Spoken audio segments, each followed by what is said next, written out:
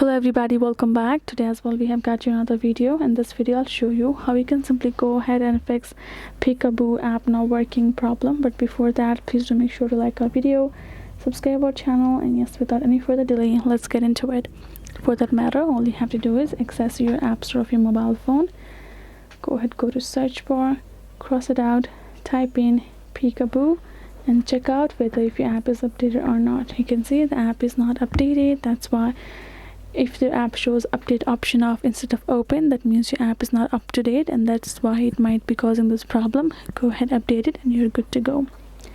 If in case that doesn't help, go ahead, access the settings, go to search bar, type in storage, scroll down and access your particular app, tap on show all, and there we go, we have found our app. Now tap on this offload app, tap on it, and again reinstall app.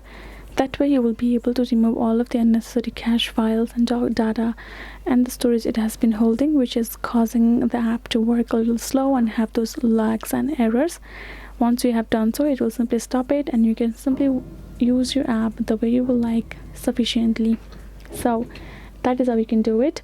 Hope this video was helpful to you all. Thank you so much for watching, and yes, I'll see you guys in our next video.